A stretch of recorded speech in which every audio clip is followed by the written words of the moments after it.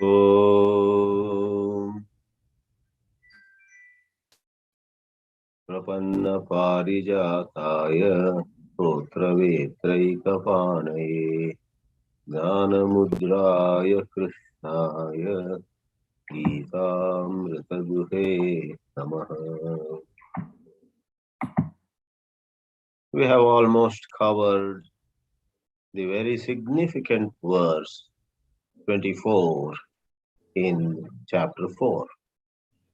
Brahmarpanam Brahmahavihi Brahmagnau Brahmana Hutam Brahmaiva Tena Gantavyam Brahma Karma Samadhina.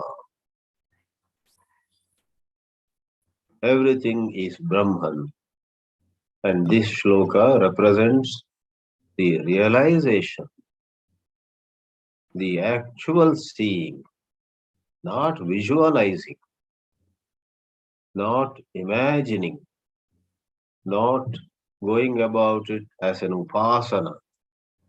Rather, it is jnana, to know everything is Brahman is different from thinking about it as Brahman.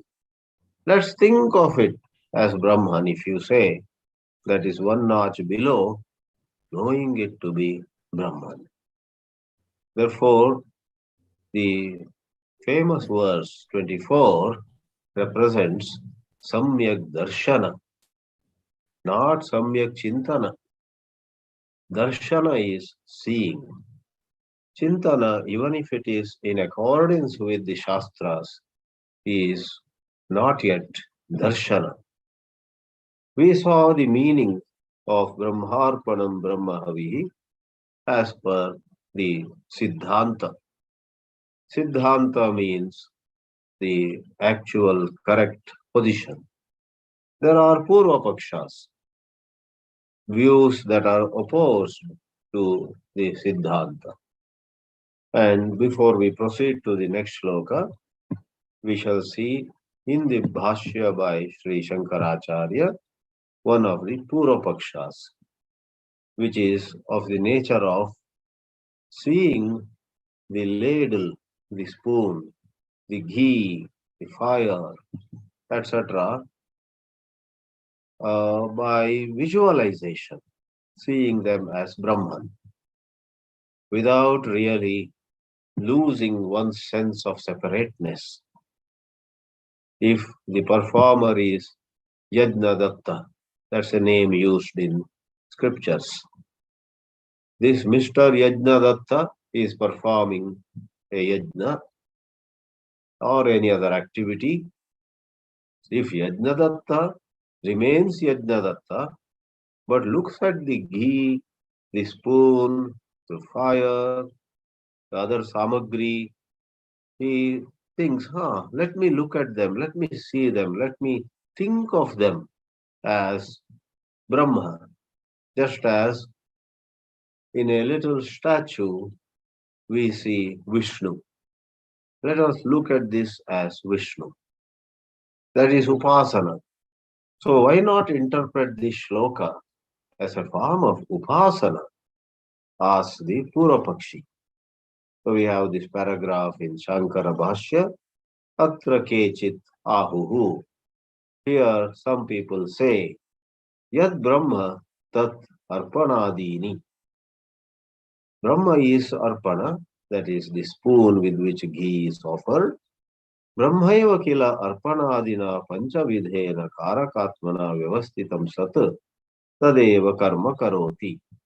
So we accept Brahma itself is this spoon and fire and so on. However, we do not let go of the differentiation. Just as when you see Vishnu in the Pratima, you still think of, okay, this is morning, I am doing puja, okay, here are some flowers which I am going to offer to Mahavishnu, whom I am seeing in this statue. In this way, certain notions about differentiation do not go in Upasana. Tatra na arpana adi buddhihi nivartyate kintu arpana adishu brahma buddhihi adhiyate. In spoon and other components of the performance of yajna, these are Brahma. A thought like that is superimposed. Adhiyate. Yatha prathima adau Vishnu adi buddhihi. Yatha va nama adau Brahma buddhihi iti. So in a statue, we visualize Mahavishnu's presence. In name itself, it is said in Kali Yuga, Nama Japa is of greatest value. So one says Hare Rama, Rama Rama, Hare Hare. And while saying that, one thinks of Lord Hari, Mahavishnu, being present in that very name, in that very utterance. Now, the Siddhanti, the true champion of the correct position, hits back. He rejects this view that Brahmarpanam Brahmahavihi is an upasana. It is not talking of the actual final jnana. That position he rejects. Satyam, he says, yes, I do understand your point. Satyam is a basic acknowledgement of the Purva view partially. That is, in Pratima, in a statue, we do see Vishnu. That is true. Evamapi syat. This shloka would have been of that kind, but it is not. It would have been of that kind, yadi jnanayajna stutyartam prakaranam na syat. The present context, suppose, were of upasana. Then what you said would have been excellent. But the present context is very clearly one of samyak darshana. It is to praise jnana yajna, not upasana yajna. It's to praise going about our activities, whether it's a Vedic sacrifice or some mundane activity, is going about any activity with the full-fledged understanding that everything is Brahman, not just superimposing an idea. If that were not the context, what you say would have been all right. That's a double negative. Atra tu samyak darshanam jnana yajna shabditam. Here, by the word jnana yajna, samyak darshana is meant. Seeing the truth, not just visualizing. Anekan yajna sabdan kriya visheshan upanyasya. In the coming verses, Sri Krishna will talk about many yajnas. He will do upanyasa. Upanyasa here means narration. Upanyasa is going about something in matter of detailed speech. Upanyasa. Therefore, in some parts of the country, Upanyasa is a lecture. Upanyasaka is a lecturer, going by this kind of meaning. Some other place, Upanyasa can mean a novel, like in North India, in Hindi. So we must remember always, a word has multiple meanings. Which meaning applies in a particular context should be carefully identified. Yajna Shabditan Kriya Visheshan Upanyasya, having said, Lord Krishna is going to say a bit later, Shreyan Dravyamaya Yajnat Jnana Yajnaha. Compared with the rituals where actually physical offerings are made, the exercise, the ultimate exercise of seeing everything as Brahma only. Brahma alone is playing with Brahma.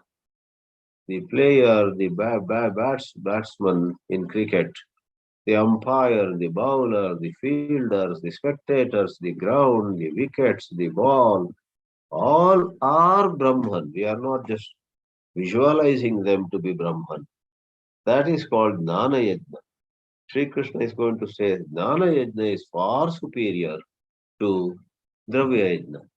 The word Jnana Yajna also somewhere else could mean giving lectures. Geetā Jnana Yajna, where a speaker speaks on Gita, number of people listen to it. Therefore, Sri Krishna says, Atracha samarthamidam vachanam brahmarpanam ityadi jnanasya yajnatva sampadane. This shloka, having the words brahmarpanam brahmahavihi, is samartham, is quite capable, quite appropriate, quite suitable to bring this meaning out. Jnanasya, where jnana itself becomes yajna. Right seeing itself is a sacrifice, because all false notions, all divisive notions, all separative notions are burnt away in this Samyak Darshana. Anyata sarvatra sarvasya brahmatve arpanadinameva visheshata brahmatva abhidhanam anartakam syat. If everything were Brahman, then picking up arpanam, havihi, agnihi, etc. would have been inappropriate, for everything anyhow is Brahman. The way this analogy is used is to point out to a scenario where there are different components, and more than just specifically mentioning this spoon is Brahma, what is implied is all components involved in an activity as such as subject, object, instrument, etc. are Brahman, not anything about specific instruments. Like Pratima is a specific object, a statue. There we see Brahma, there we see Mahavishnu in that example. There's a certain specificity. If it were not a statue with 4 hands, Shankha, Chakra, Gada, Padma, if it were a statue of some other kind, we would not see Vishnu in that. Like that, is there something very limiting only to the spoon used in a yajna and so on? No. They were used to imply something vastly larger. Therefore, this has to be Jnana Yajna only. Yetu arpanadishu pratimayam Vishnu drishtivat Brahma drishtihi kshipyate namadishu ivacha iti bruvate natesham Brahma vidya uktaiha vivakshita syat. So we understand Purvapakshi's position. The Purvapakshi problem does not have a clear understanding of the negation of all duality when the highest unitary wisdom awakens. If he had an inkling of that awakening of the highest understanding, he would not have argued like this. So he has, Shankaracharya summarily says, a problem of not understanding the main context. Suppose you have gone with some children to a mall and your whole purpose was to buy some sports items. Somehow there was a communication gap. The children did not know that we have come to this mall to go to the sports section and buy sports goods. Suppose they did not know. Then they would get attracted to everything, some toys, some ice cream, some other gadgets, some other fun items. Then the teacher or the elders have to tell the children, all that we will do another day. We have shortage of time and we have limited funds. We have come here to buy sports goods. If the children understand the context, why they have come to the mall, they will behave. Likewise here, if the Purvapakshi were to understand that the present context is of the highest vision, highest pure wisdom, not just visualization, then he would not have spoken like this. Na tesham brahma vidya uktaiha vivakshita syat. They have no understanding that Brahma Vidya is spoken of here. Arpanadi Vishayatvat Jnanasya. So Jnana here, in the form of a metaphor, uses all these components, spoon and other things. Now, if it were just visualization, there is a word for visualization in Sanskrit, Drishti Sampadana. You just superimpose an idea. Nacha Drishti Sampadana Jnanena Moksha Phalam Prapyate. It's ridiculous to imagine that the highest spiritual attainment, moksha, would be just possible by visualization. Visualization at best could be a stepping stone. It is good. Upasanas, we have always agreed, purify the mind. Sri Krishna doesn't mean upasana here. Brahmaiva tena gantavyam iti cha uchyate. In no uncertain terms, it is clarified that in this, not just a feeling good, but actual realization. Brahma eva gantavyam iti uchyate. Viruddhancha samyak darshanam antarena moksha phalam prapyate iti. Anything else gives you moksha, anything else than samyak darshana, such a statement is self-contradictory. For at a lot of places it is clarified that right seeing alone gives liberation. And if you say this upasana also gives liberation, no. At the most, paving the way, facilitating. At the most, it is to help you walk further. The final leap, the leap of liberating insight is totally different. Sri Shankaracharya says, Prakrita Virodascha. So let me tell you, a whole lot of these arguments are basically around Prakrita. Prakrita means context. If the context were some other, then Purva Pakshi's view would have been acceptable. The context is beyond any doubt one of Samyak Darshana, where you cannot see but otherwise. It's no option at all. In Karma and Upasana, there are options. Vikalpa, options. Just as they say about Karma. Kartum Shakyate, Akartum Shakyate, Anyata Kartum Shakyate. In the matter of Karma, action, an action can be performed, action need not be performed, or action can be performed in some other way than what you thought of. Whereas in the case of Jnana, as the example is given, if there is a rose held before your eyes, if it is Jnana, you will see a rose as rose only, not anything else. If it is action, you may take the rose, or you may say, I don't want. You may take the rose and give it to your brother. Many things are possible. But if it is knowing the rose, what is this? It's a rose, period. Thus, Samyak Darshana doesn't have options. Samyak Darshana Prakritam. But how do you know the present context is right seeing? Shankara says, many shlokas before and after that are taught already, and that those shlokas which will come talk about karmani akarma pashyet. 6 verses before 24.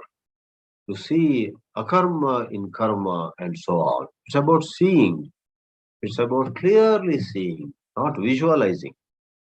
And then anteja samyak darshanasya eva upahamharat. In the coming verses, ante, towards the end, it is declared, it is proclaimed that the Samyak Darshana is the supreme one. How? In 33rd verse you have Shreyan Dravyamayat Yajnat Dana Yajnaha. However much you may sacrifice. In olden days, the kings used to call people and give away everything that they had possessed. Even the kingdom they would give away to some rishi.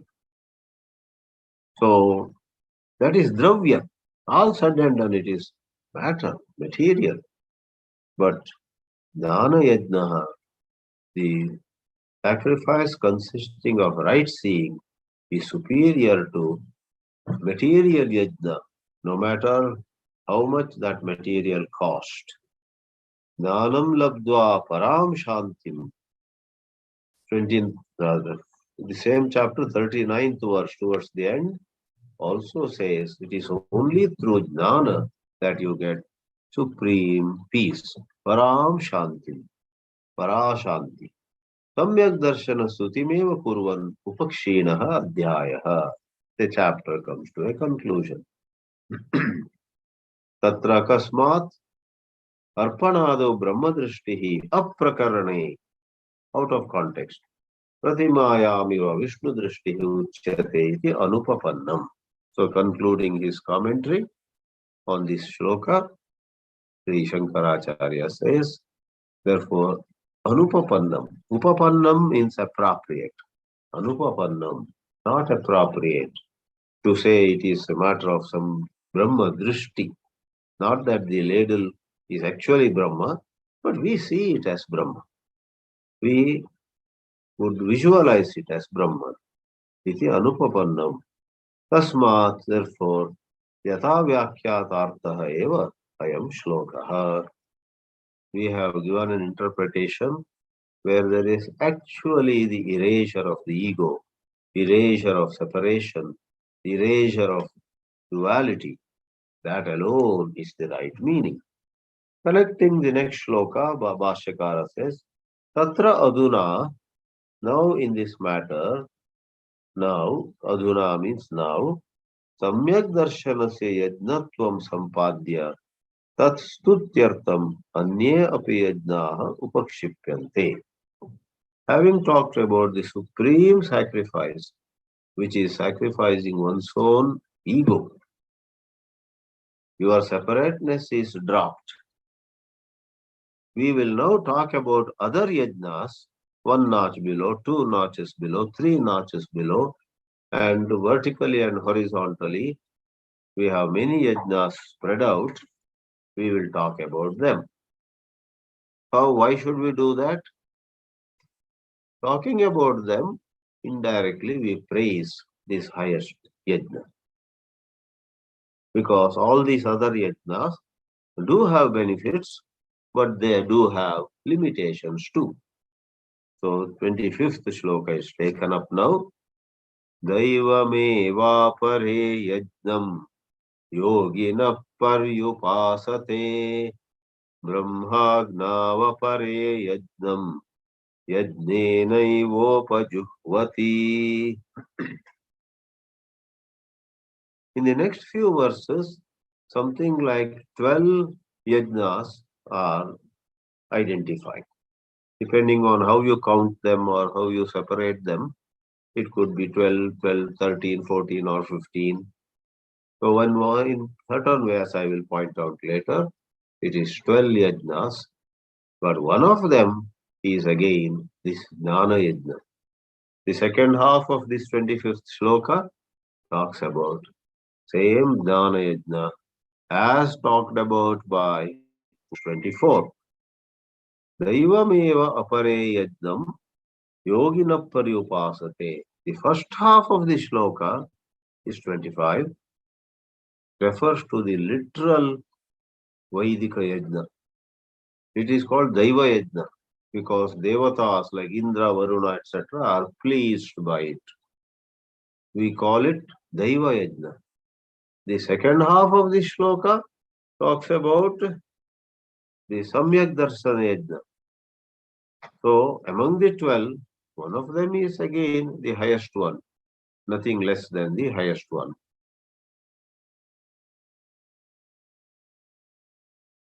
With a little sore throat, taking some herbal tea in between. Now it's over. Some Cough and cold again. Daivameva apare yajnam yogina. Though the word yogina used, what is meant is karma khandis.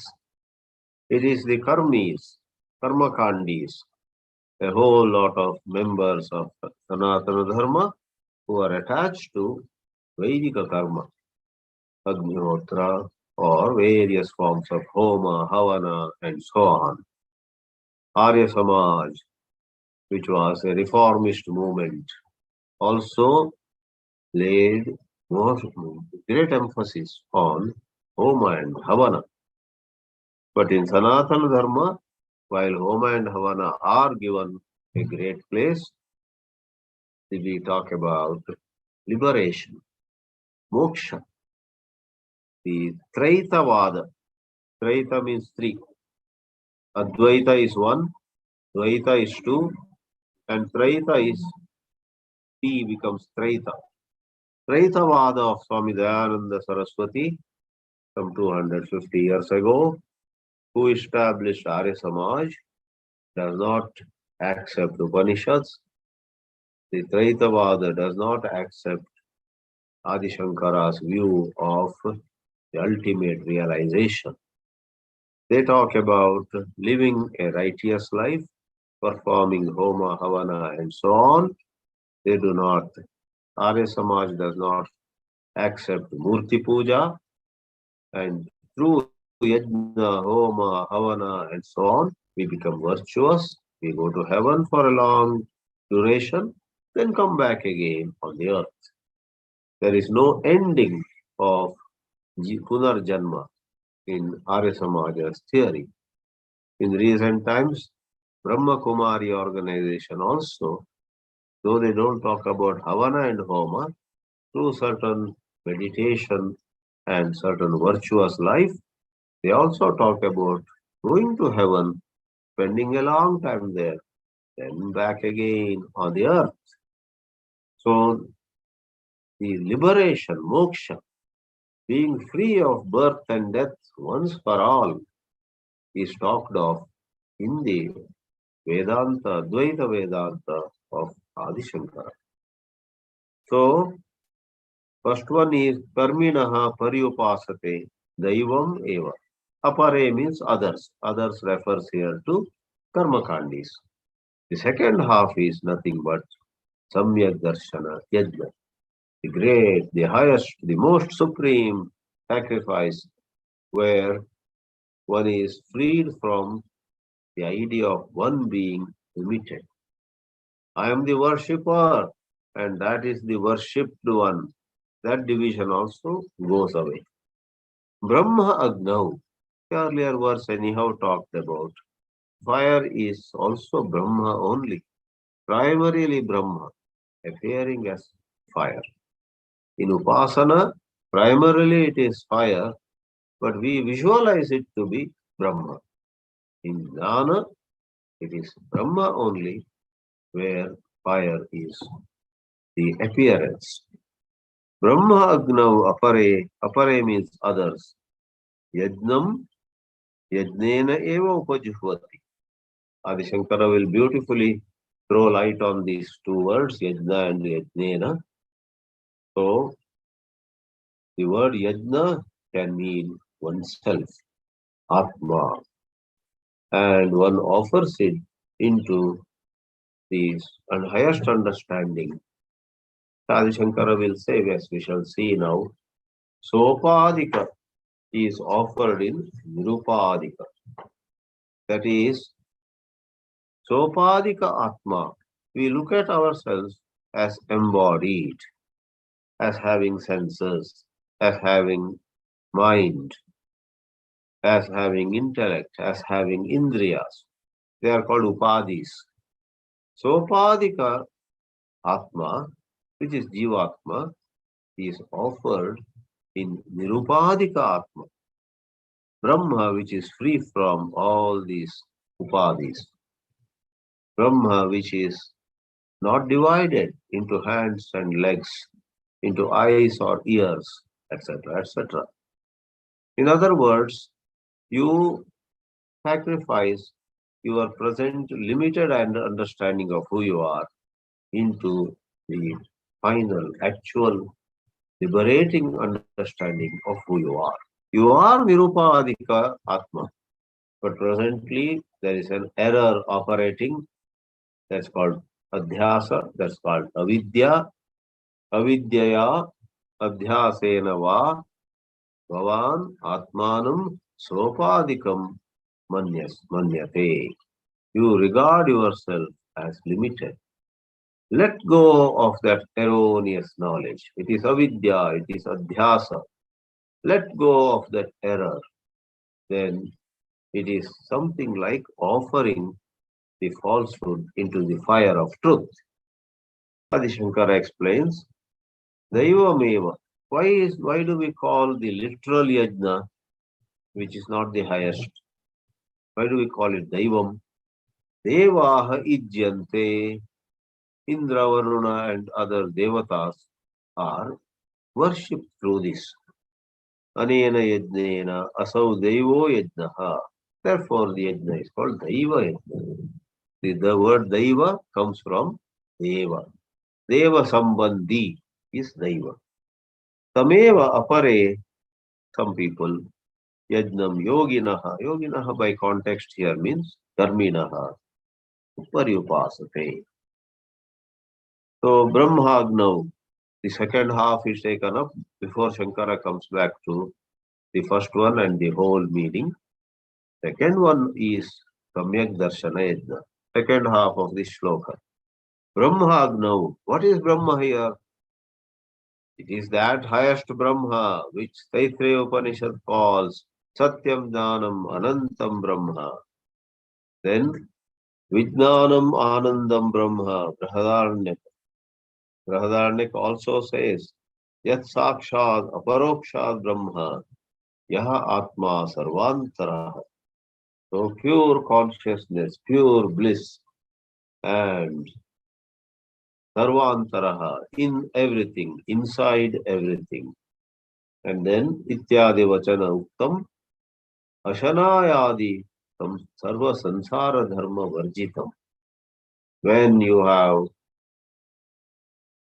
no hunger, no thirst, you meaning when you know you are the pure self, you don't identify with hunger or thirst at all. Neti neti iti nirasta ashesha vishesham. All distinctions meaning anything is distinguished from something else, going by a criterion. This is heavier than that. This is lighter than that. This is bigger than that. This is more precious than that. All that is Vishesha. Ashesha Vishesha Nirasta. Ashesha means not leaving anything. Shesha is what is left out. Nirasta Ashesha Vishesham Brahma Shabdena Uchate. That Brahma is the fire. Saha Homadi Karanatva Vivakshaya Brahmadnihi. So to convey the point, a setting is taken, though the truth is way beyond any particular setting. Brahmagni. Tasmin Brahmagnav apare anye Brahmavidaha, not Karminaha, not Yoginaha, not Upasakaha, but it is said Brahmavidaha, knowers of Brahma. Now comes an interesting, unusual interpretation for the word Yajna. With his vast knowledge of the Sanskrit language, with many references surely in his mind, he says, you see, the word Yajna means Atma, one's own self. Yajnam, Yajna Shabda Vachyaha Atma, Atma Namasu, among the many names of one's own Atma, Yajna Shabdasya Patat. The word Yajna also is read among many names of Atma. Therefore, Yajnam Upajuhvati. Yajna is offered into the fire of right seeing, means one's limited idea of who one is offered to the unlimited understanding of who one is. Drop your limited idea, realize your unlimited true nature is the message. Tam atmanam yajnam paramartataha param eva brahma santam buddhyadi upadi sayuktam. When one looks at it as associated with limiting adjuncts like buddhi, then what happens? That becomes the jiva. Adhyastha sarvopadi dharmakam. All right. There is an idea that you are short, you are lean, you are fair complexioned, you are 47-year-old. This is all upadi.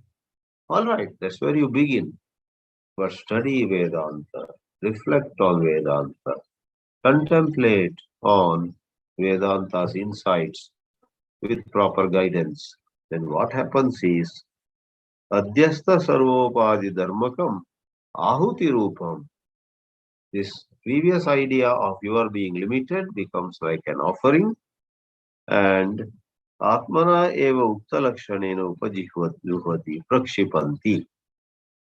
Upajuhvati. Juhvati is plural. Some people offer it as the offering in a homa. Juhoti would have been singular. It is plural. So far, now the sentence I am reading is the beautiful summary of this second yajna, which is the highest jnana yajna. Sopadikasya atmanaha nirupadikena parabrahma rupena eva yad darshanam satasmin homaha.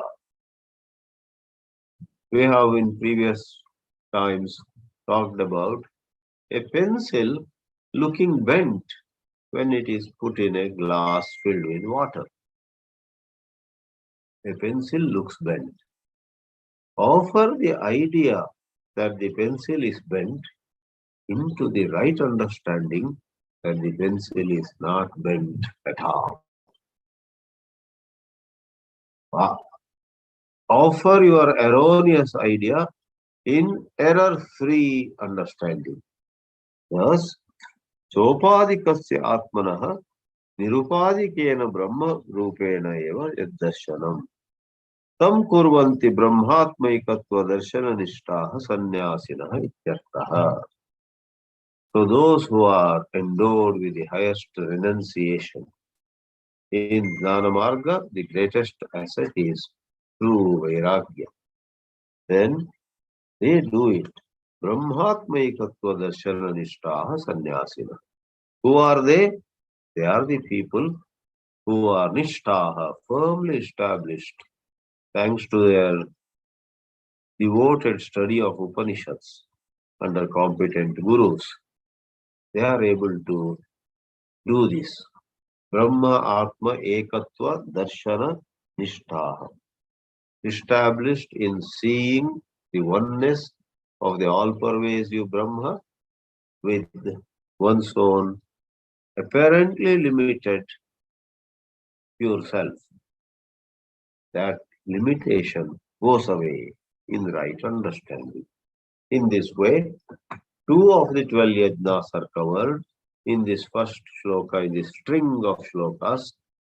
The first shloka meaning the 25th shloka. We will see various other yajnas, and it's good news for us that spiritual practice can be done in countless ways. The yajnas being described by Sri Krishna are many ways in which we can every day get closer to the highest realization. Om Namo Bhagavate Vasudevaya.